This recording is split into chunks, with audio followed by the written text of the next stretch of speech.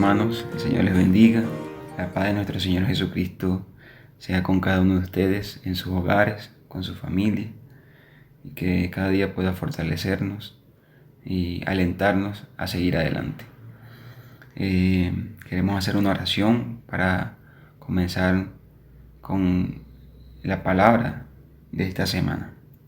Señor, te damos muchas gracias en esta hora por la oportunidad que nos das de poder compartir a través de estos medios con cada uno de los santos, esperando que tu amor y tu misericordia pueda alcanzarnos en esta hora. Habla, Señor, hacia adentro de cada uno de nosotros, conforme a nuestras necesidades. En el nombre de nuestro Señor Jesucristo. Amén. Bueno, amados hermanos, el tema que queremos tocar esta semana es la conducta de un ministro del nuevo pacto, basado en 2 Corintios 1, versículo 12.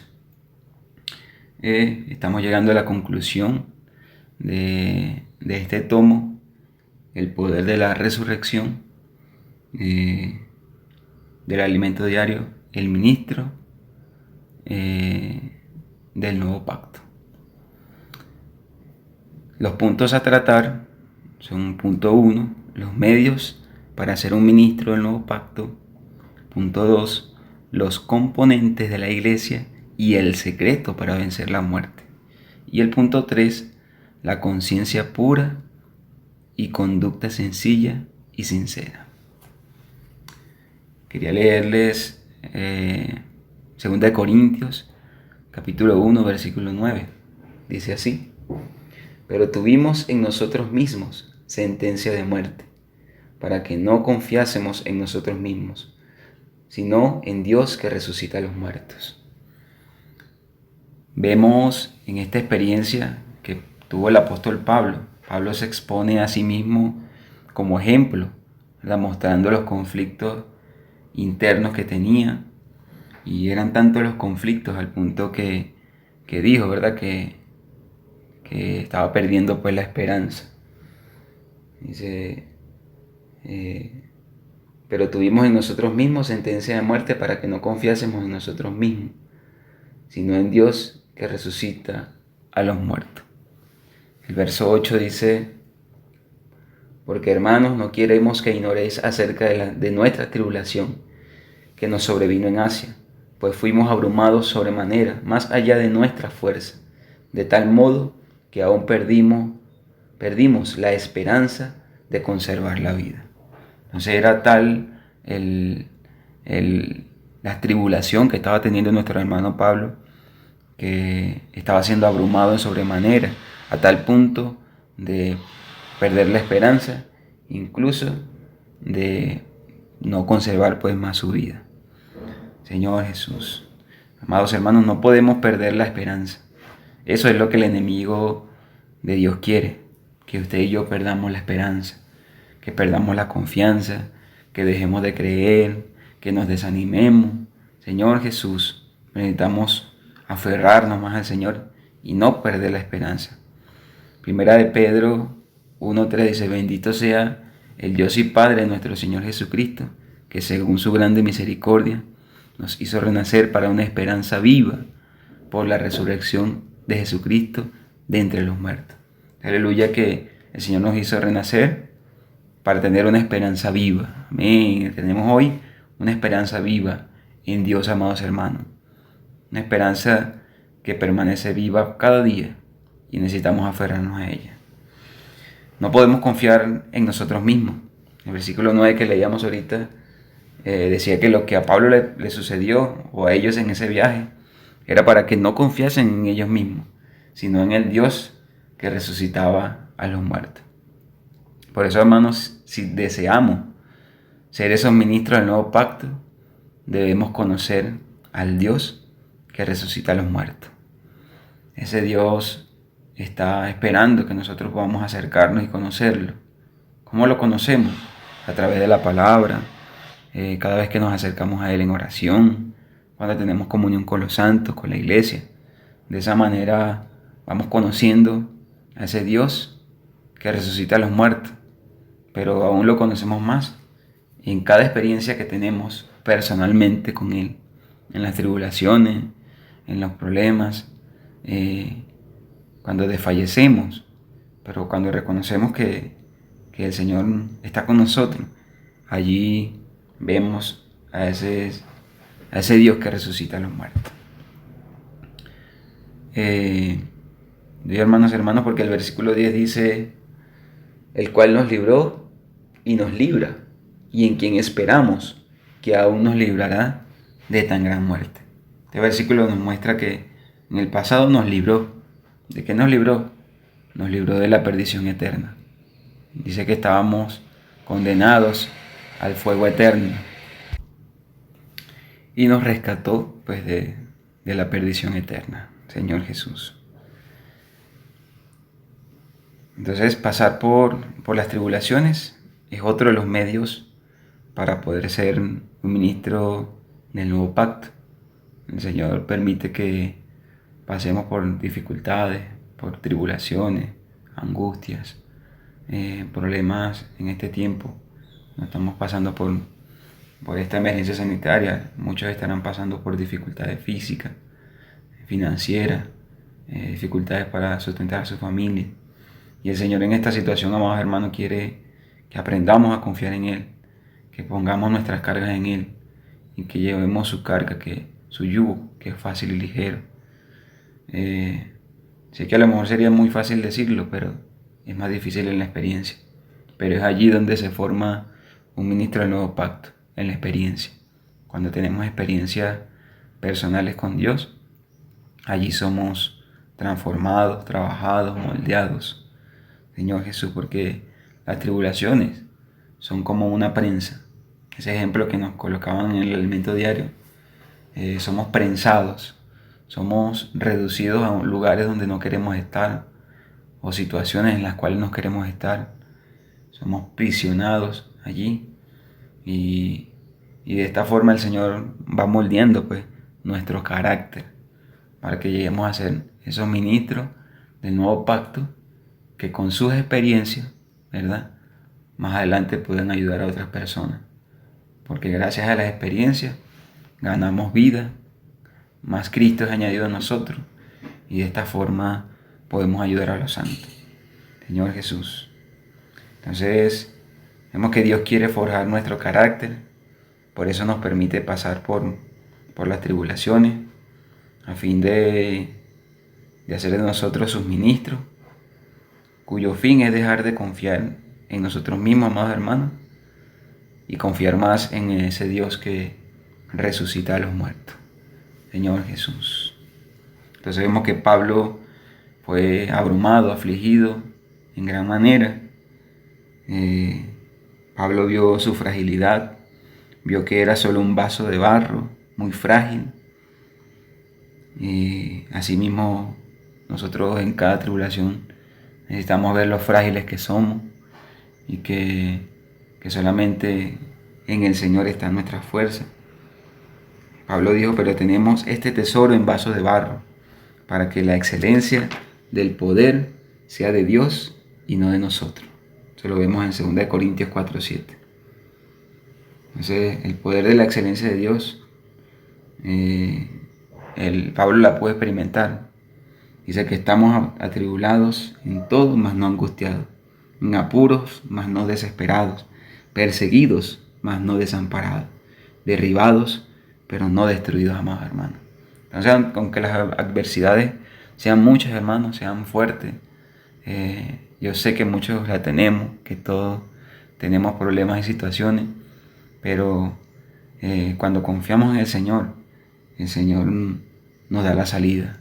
Y podemos decir como Pablo, atribulados, perseguidos, pero no destruidos, derribados, pero no desamparados. Aleluya. Continuamos con el punto número 2, los componentes de la iglesia y el secreto para vencer la muerte. Tal si me acompañan en Lucas capítulo 4, verso 18. Dice, el Espíritu del Señor está sobre mí, por cuanto me ha ungido para dar buenas nuevas a los pobres. Me ha enviado a sanar a los quebrantados de corazón, a pregonar libertad a los cautivos y vista a los ciegos, a poner en libertad a los oprimidos.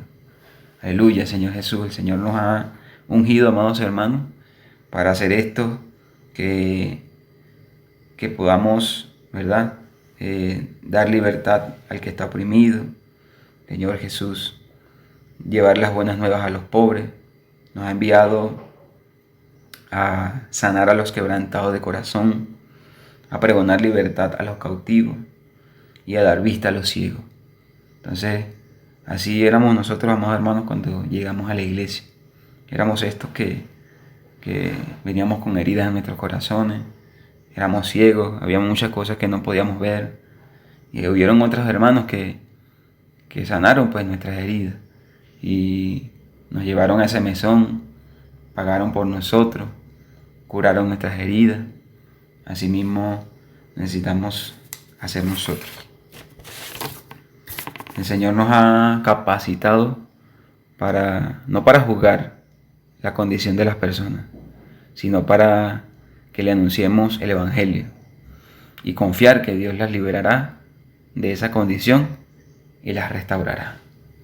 Señor Jesús. Entonces miremos lo que éramos nosotros. Lucas 4:18 dice que éramos pobres, quebrantados de corazón, cautivos, ciegos y oprimidos. Zacarías 3:2 dice que somos tizones arrebatados del incendio. Lucas 7:21 dice que éramos enfermos y ciegos. Y Dios tomó, amados hermanos, estos materiales para hacer su obra maestra. Señor Jesús, ¿no es maravilloso, amados hermanos? En Efesios 2:10 dice que el Señor escogió estos materiales para hacer de estos materiales su obra maestra. Usted y yo, amados hermanos, que veníamos con estas situaciones, pobres, quebrantados de corazón, sin nadie que nos sustentara, cautivos en nuestros conceptos, ciegos porque no veíamos muchas cosas que el Señor quería mostrarnos, oprimidos. Señor Jesús, fuimos arrebatados de ese incendio. Oh Señor, estábamos enfermos, ciegos, pero el Señor no vio nuestra condición. Aleluya. Y amados hermanos, que el Señor no ve nuestra condición, sino que nos tomó para ser materiales utilizados en la edificación de la iglesia. Primera de Corintios 27:28 dice, sino que lo necio del mundo escogió Dios para avergonzar a los sabios, y lo débil del mundo escogió Dios para avergonzar a los fuertes, y lo vil del mundo y lo menospreciado escogió Dios, y lo que no es para deshacer lo que es. Señor Jesús, entonces vemos que lo necio del mundo, lo vil y lo menospreciado escogió Dios. Eso éramos cada uno de nosotros, amados hermanos. Y el Señor nos escogió para avergonzar a los sabios. Oh Señor Jesús. Vemos que en la genealogía del Señor Jesús nos dejó el ejemplo de personas que fueron usadas para el propósito de Dios. Entre ellas podemos ver en Génesis 38 el caso de Tamar. Tamar cometió incesto con su suegro Judá para poder dar descendencia. Otro ejemplo en Josué 2:1 vemos a Rahab. Rahab era una ramera de Jericó, una persona rechazada y marginada, ¿verdad? Pero ella fue utilizada por Dios para guardar a los espías que habían de tomar esa tierra. Génesis 19:37 vemos el caso de Ruth,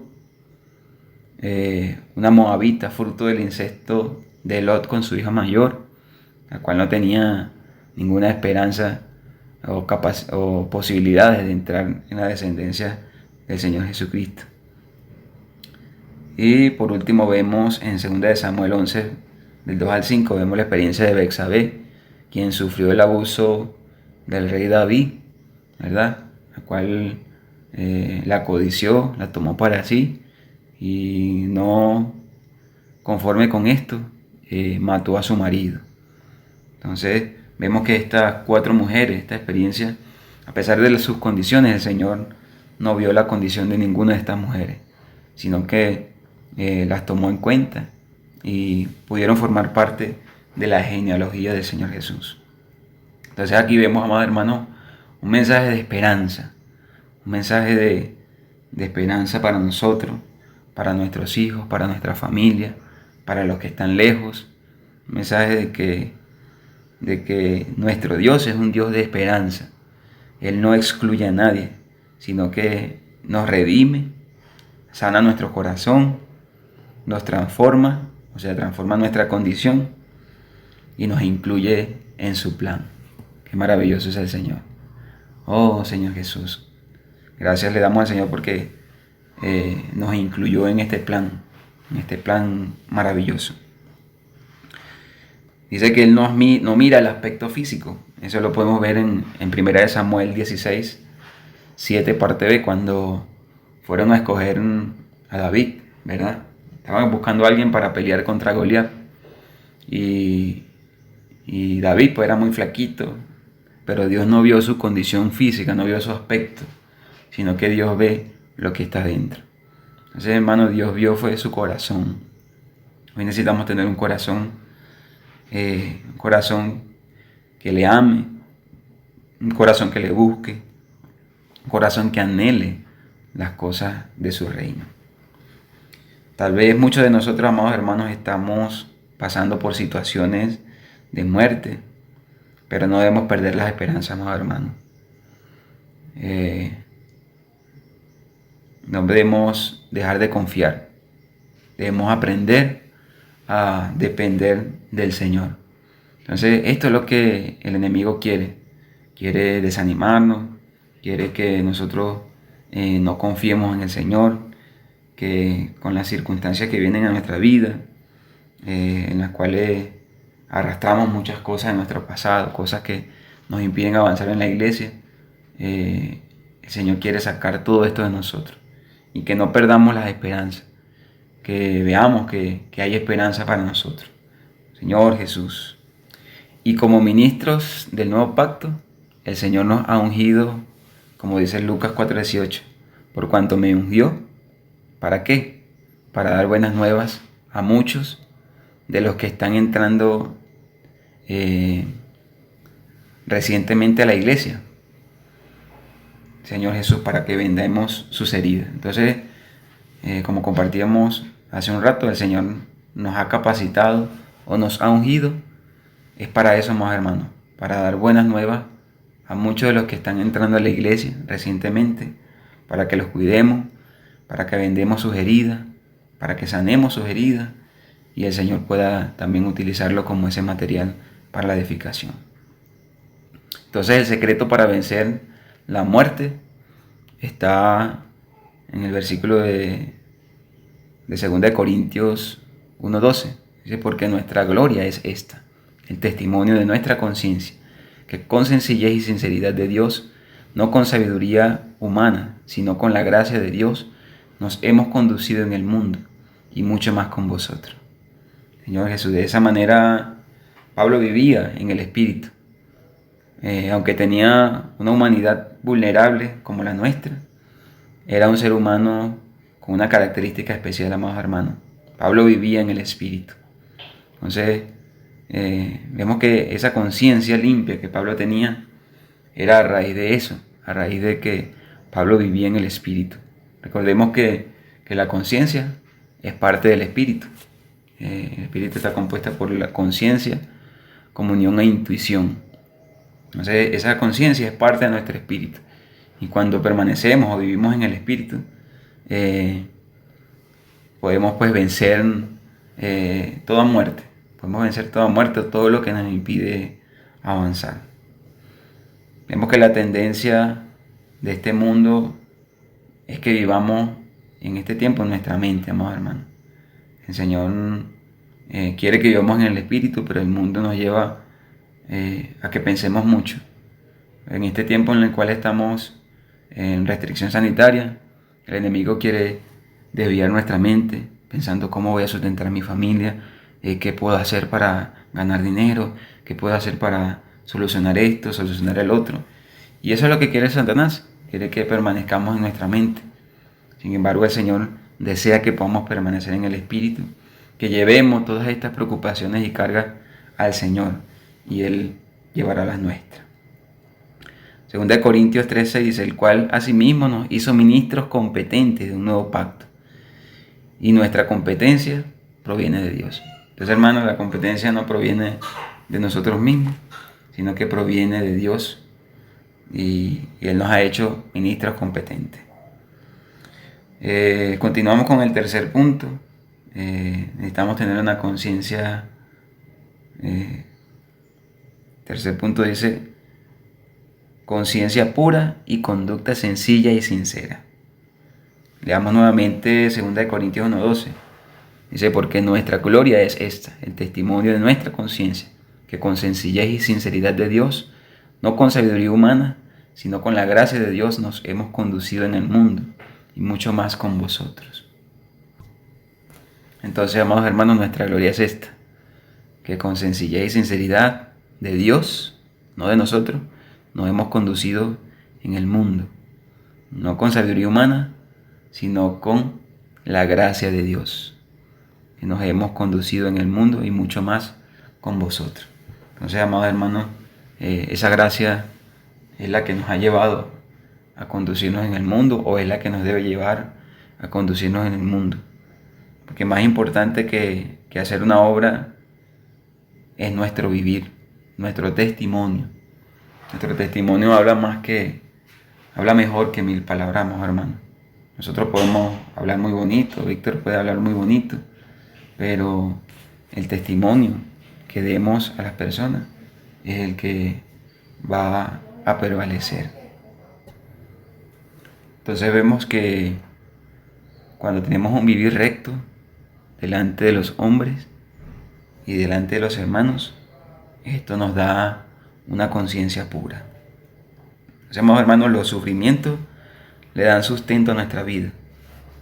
Pues no solo alabamos al Señor cuando estamos bien, sino que al venir las tribulaciones también damos gracias al Señor.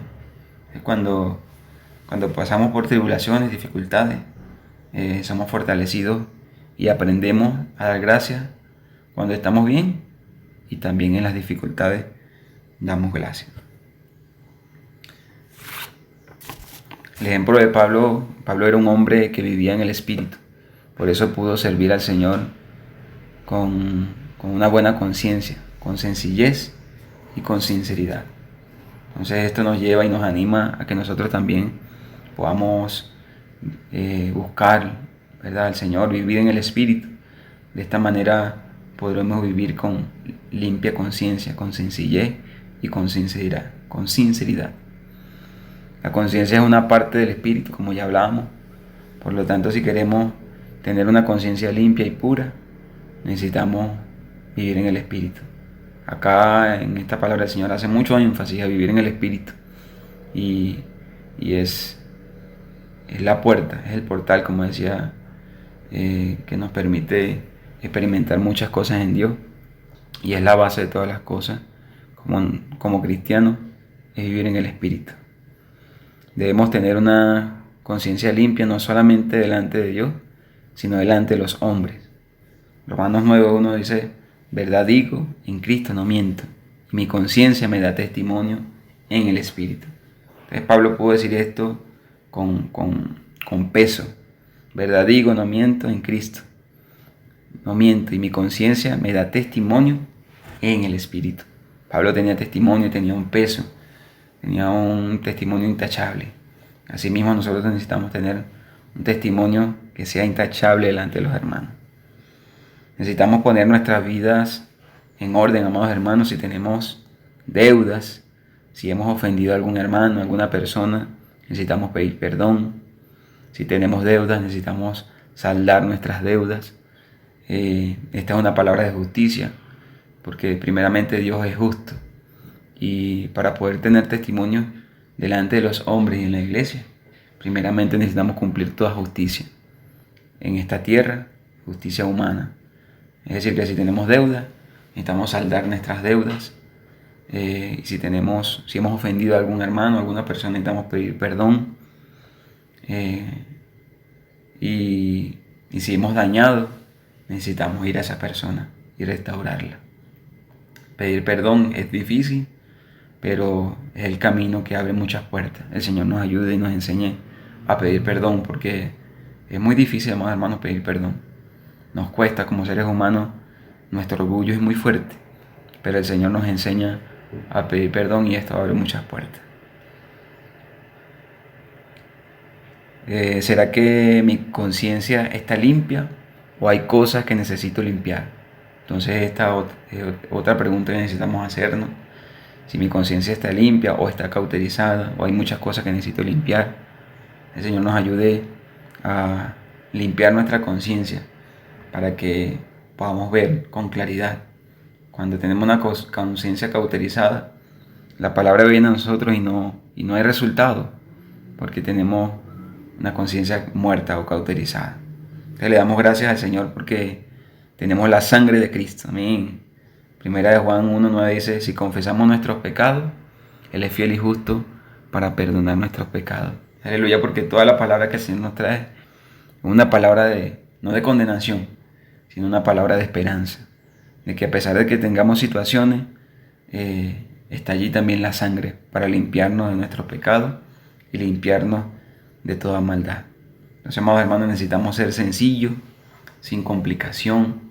Necesitamos ser como esa paloma que tiene un solo enfoque.